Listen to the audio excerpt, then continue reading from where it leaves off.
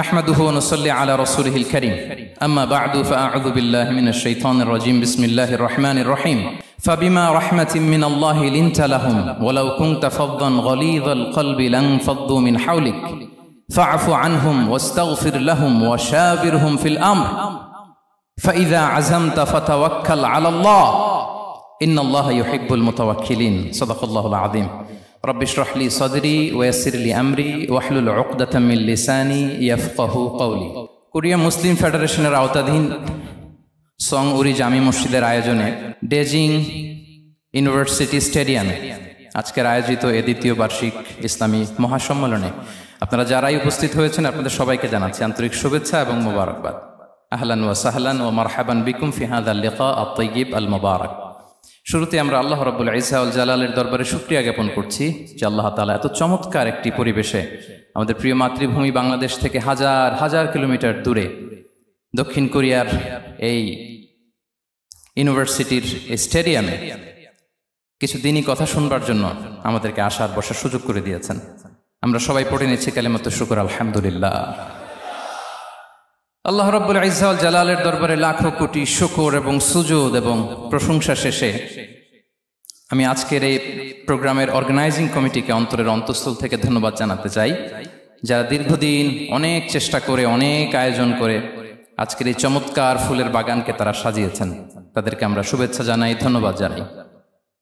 আজকের প্রোগ্রামে উপস্থিত আছেন দক্ষিণ কোরিয়া প্রবাসী বিশিষ্ট ব্যবসায়ী ভাইয়েরা, চাকরিজীবী ভাইয়েরা, শ্রমজীবী ভাইয়েরা, এবং দেখতে পাচ্ছি গ্যালারিতে পর্দার অন্তরালে আমাদের মা বোনেরা এসেছে, কচিকাচা সোনামণিরা। তারপর আমি এখানে সিকিউরিটি ডিপার্টমেন্টকে দেখলাম, police department, and I would like to thank from the bottom of my heart to the Daejeon University Authority for giving us this nice venue to organize such an amazing program. May Allah bless them with guidance. আমরা সবাই বলি আমিন। আল্লাহ শুকরিয়া যে আমরা আমাদের প্রিয় শায়েখ আস-সুন্নাহ ফাউন্ডেশনের চেয়ারম্যান শায়েখ আহমদুল্লাহ হাফিজাহুল্লাহ ওয়া রাআহকে পেয়েছি। উনি কথা বলার পরে আর কিছু বলার অবকাশ থাকে না, সুযোগ থাকে না, এত সুন্দর করে বলেন, ঠিক কিনা বলেন? আমরা আল্লাহর কাছে দোয়া করি, প্রার্থনা করি শায়েখের আলোচনা থেকে যেন আমরা উপকৃত হতে পারি। শায়েখ যে দিক নির্দেশনামূলক বক্তব্য আমাদের সামনে উপস্থাপন করলেন আমরা যেন সেগুলোর উপর আমল করতে পারি। প্রিয় ভাইরা, যে টপিকটি আমি চুজ করেছি আপনাদের জন্য আজকের এই কনভেনশনে বা কনফারেন্সে, সেটা হচ্ছে আমাদের প্রিয় নবী বিশ্বনবী মুহাম্মদ রাসূলুল্লাহ সাল্লাল্লাহু আলাইহি ওয়াসাল্লামের আচরণ কেমন ছিল। কেমন ছিল আমার প্রিয় নবীজির আচরণ? তিনি মানুষের সাথে কেমন আখলাকে, কেমন ব্যবহার তিনি করতেন, কেমন ডিলিংস করতেন, তার ইন্টারাকশনগুলো মানুষের সাথে কেমন ছিল, তার আচরণ কেমন ছিল, এই টপিকে আমরা কথা শুনব। আমরা যদি কোরআনকে জিজ্ঞেস করি যে কোরআন তুমি বলো তো বিশ্বনবী সাল্লাল্লাহু আলাইহি ওয়াসাল্লামের আচরণ কেমন ছিল, আমার নবীর আখলাক কেমন ছিল, ব্যবহার কেমন ছিল, কোরআন খুব প্রিসাইজলি আমাদেরকে জানায় এবং বলে যে ওয়া ইন্নাকা লাআলা খুলুকিন আযীম, and verily you are on a very good standard of character.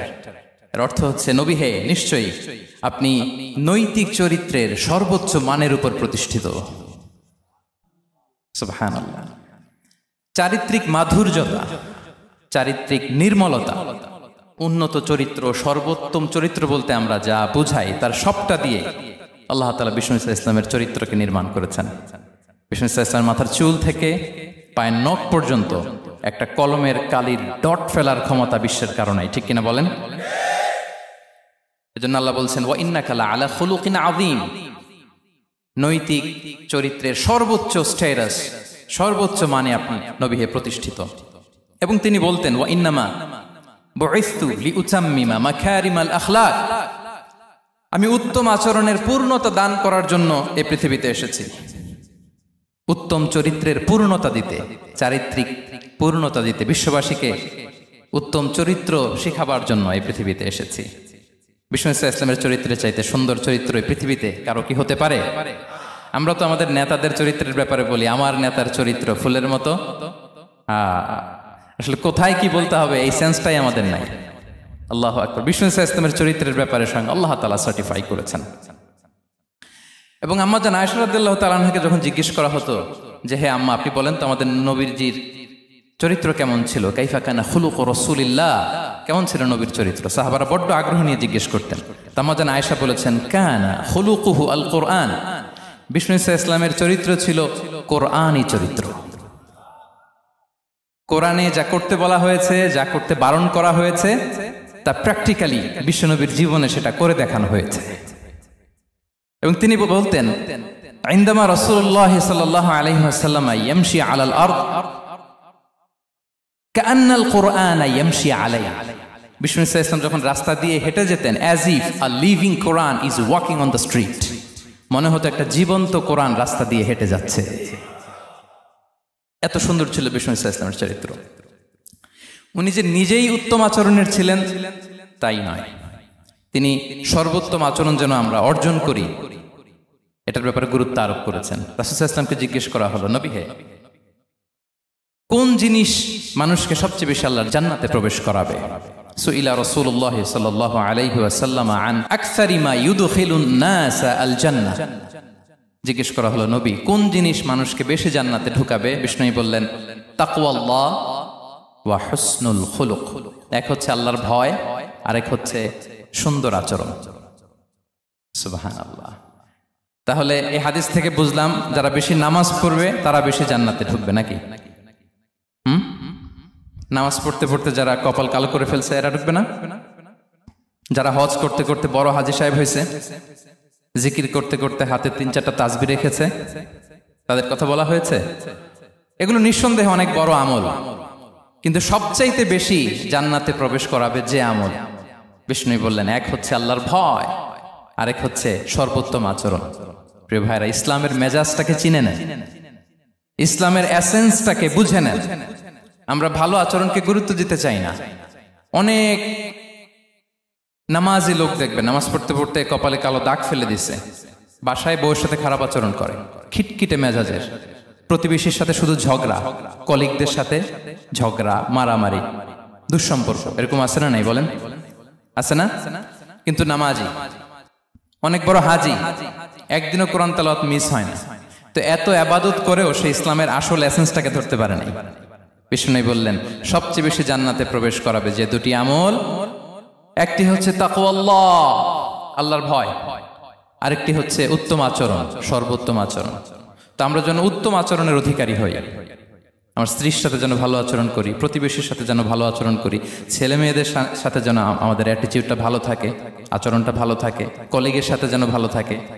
বিশ্বনবীর আচরণ যেমন ছিল তেমন আচরণ যেন আমরা গড়ে তুলতে পারি। আওয়াজ করে পড়ুন আমিন। সুনানে আবু দাউদের এক বর্ণনা বিষ্ণু ঈসা ইসলাম বলেন, খুব চমৎকার একটি হাদিস, মনোযোগ দিয়ে শুনুন। তিনি বলেন, আনা যাঈনুন বিবাইতিন ফি রাবাদিল জান্নাতি লিমান তারাকাল মিরাআ ওয়া ইন কানা মুহিক্কান। আমি ওই ব্যক্তিকে জান্নাতের আঙ্গিনায় একটা ঘরের গ্যারান্টি দেই যে ব্যক্তি তর্ক করার সময় নিজে হক এটা জেনেও সে তর্ক থামিয়ে দেয়। অনেক সময় হয় না, অনেকে পায়ে পাড়া দিয়ে ঝগড়া করতে আসে, এরকম আছে না নাই?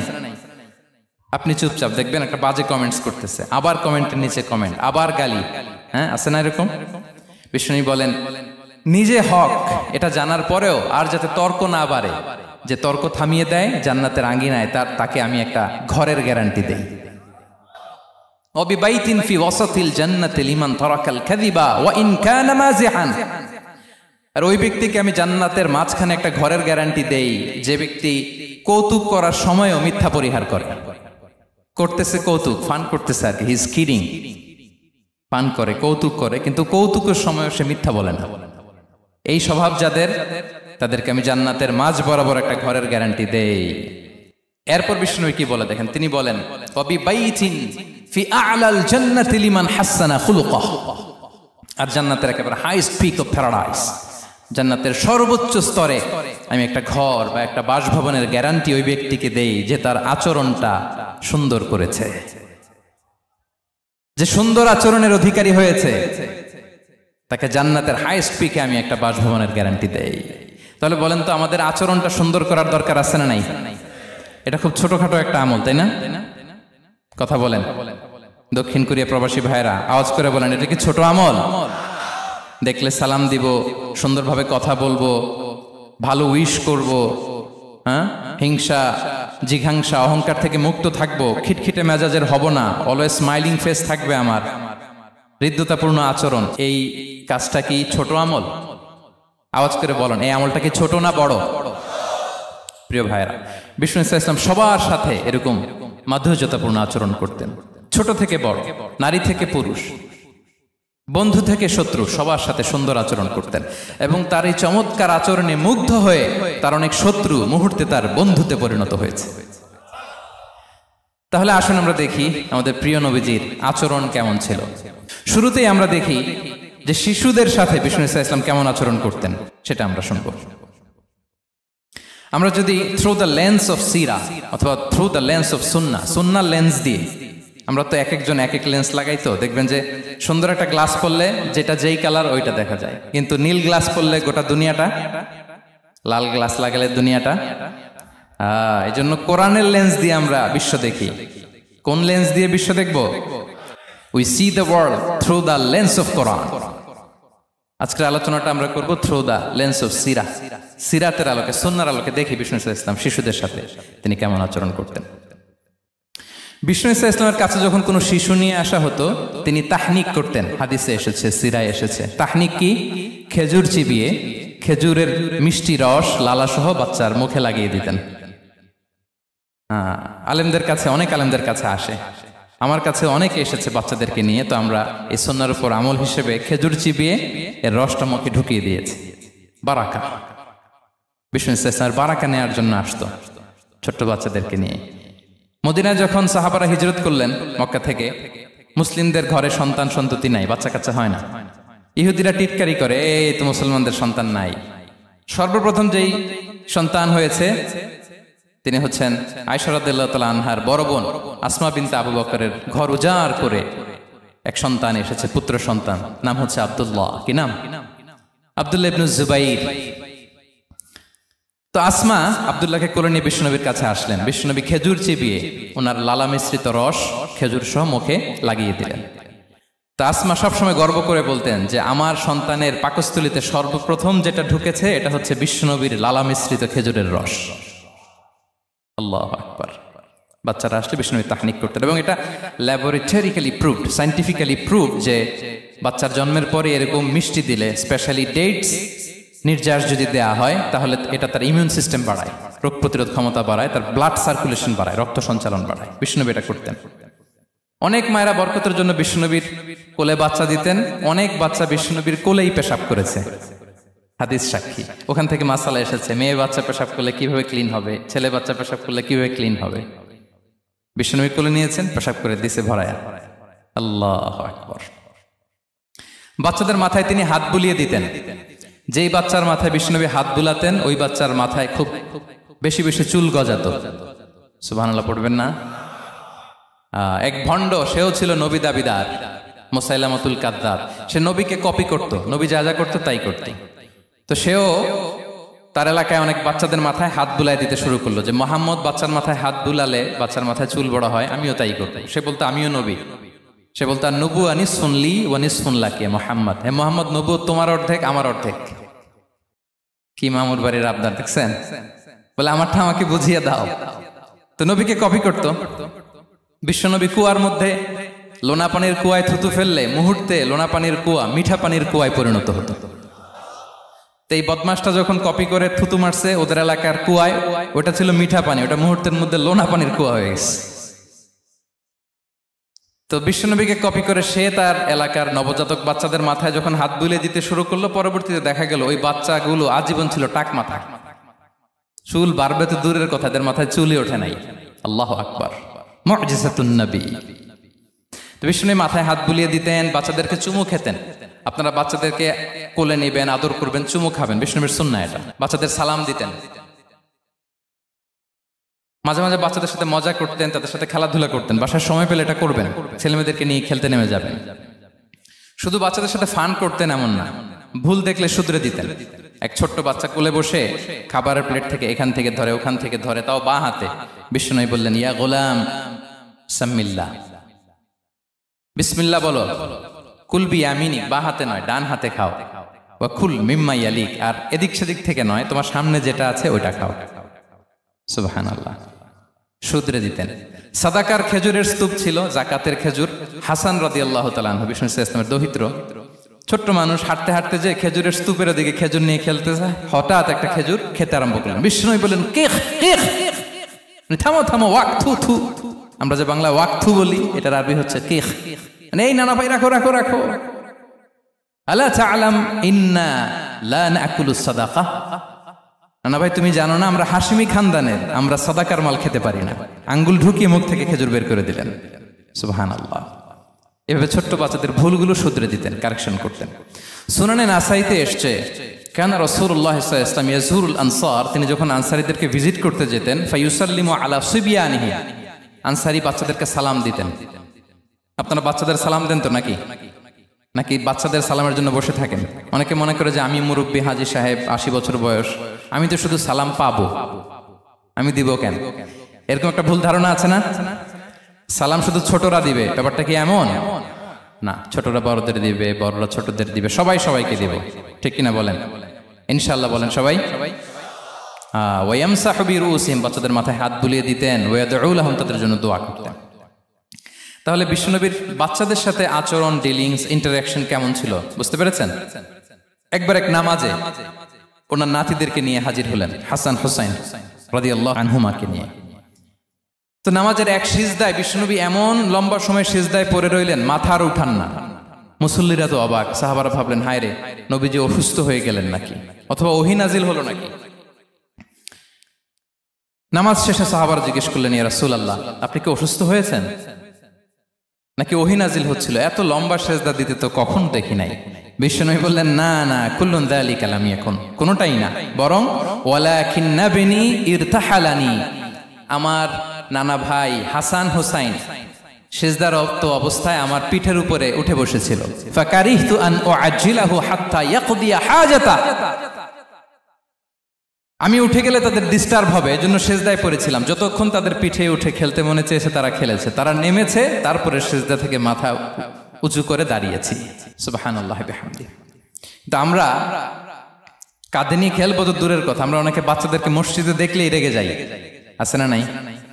অনেক মুরব্বীরা আছে মসজিদে বাচ্চা দেখতে পারে না, দেখবেন হ্যাঁ, খিটখিটে মেজাজের হয়ে যায়, রিয়্যাক্ট করে। আলহামদুলিল্লাহ গত অনেক বছর ধরে বাংলাদেশে এটা নিয়ে আমরা কন্টিনিউয়াসলি বলেছি যে না, শিশুদেরকে আপনারা মসজিদে আসলে ধমক দিবেন না, ভুল করলে, আওয়াজ করলে, চিৎকার করলেও তাদেরকে বকা দেওয়া যাবে? বলেন। আজকে যদিও বকা খেয়ে মসজিদ থেকে ফিরে যায়, আর কোনোদিন মসজিদের দিকে পা বাড়াবে? ও যাবে ক্লাবে, হ্যাঁ, ও যাবে গানের কনসার্টে, আর ফেরাতে পারবেন মসজিদে? আর আসবে না। খবরদার, আপনার একটা ধমকের কারণে মসজিদমুখী কোনো শিশু যেন অন্যদিকে না যায়। বুঝাবেন যে আব্বু এটা আমাদের ইবাদত গাহ, পবিত্র জায়গা, এখানে দুষ্টামি করতে হয় না, আওয়াজ করতে হয় না, আল্লাহ তোমাকে অনেক গুনাহ দিবে। গুনার ভয় দেখালে কিন্তু বাচ্চারা আর দুষ্টামি করে না, দেখবেন, ঠিক কিনা বলেন? এই সেন্সটা তাদের আছে, এভাবে বুঝাবেন। মুসনাদে আহমদ একটা হাদিস এসছে, বিষ্ণু ইসলাম ওনার চাচাতো ভাইদেরকে নিয়ে দৌড় প্রতিযোগিতা করাতেন, লাইন ধরে দাঁড় করাতেন, আর বলতেন মান সাবাকা ইলাইয়া ফালাহু কাদা ওয়া কাদা, সবাই দাঁড়াও, দেখি কে কার আগে আমাকে দৌড়ে ধরতে পারে, যে ধরতে পারবে তাকে পুরস্কার দেব। আল্লাহু আকবার। এবং বিশ্বনবীর এই কথা শুনে সবাই দৌড়ে যে বিশ্বনবীর ঘাড়ের উপর উঠতো, বুকের উপর উঠতো, ঝাঁপিয়ে পড়তো, বিশ্বনবী সবাইকে ধরে আগলে নিতেন, প্রত্যেকের গালে চুমু খেতেন। পড়েন সুবহানাল্লাহ। এই ছিল শিশুদের প্রতি বিষ্ণু ইসলামের আচরণ। তো আমরা এরকম আচরণ করি কিনা? আমাদের আচরণটা আমাদের বাচ্চা, আমাদের আত্মীয় স্বজনের ছোট ছেলে মেয়ে, আমরা কোথাও শিশুদেরকে যদি দেখি, আমরা তাদের সাথে কিভাবে আচরণ করি একটু মিলিয়ে নিন। কার আচরণ কেমন, এরকম করেন কিনা আমি আর জিজ্ঞেস করতে চাইলাম না, জাস্ট আস্ক ইউরসেলফ, নিজেকে জিজ্ঞেস করুন যে আমরা আমাদের বাচ্চাদের সাথে এরকম আচরণ করি কিনা। তাহলে প্রথম পয়েন্টটা ক্লিয়ার। আচ্ছা, শিশুদের পার্ট শেষ, এবার দেখি বয়স্কদের সাথে, অ্যাডাল্টদের সাথে বিষ্ণু ইসলামের আচরণ কেমন ছিল, বড়দের সাথে কেমন আচরণ করতেন আমরা। আসুন দেখি। সাহাবারা তো সবচাইতে বেশি বিশ্বনবীর সঙ্গ পেয়েছেন, তাই না? তাদের সাথে কেমন আচরণ ছিল? যে আয়াতটি দিয়ে আমি শুরু করেছি, আল্লাহ বলেছেন ফাবিমা রাহমাতিম মিনাল্লাহি লিনতা লাহুম ওয়ালাউ কুনতা ফাযযান গালিযাল কলবি লানফাদ্দু মিন হাওলিক। সাহাবারা বিশ্বনবীর এত ভালোবাসা পেয়েছেন, এত সুন্দর আচরণ পেয়েছেন, তারা বিশ্বনবীকে সবসময় আগলে রাখতে চাইতেন, ঘিরে থাকতে চাইতেন, তার সঙ্গ ছাড়তে চাইতেন না। পড়েন সুবহানাল্লাহ।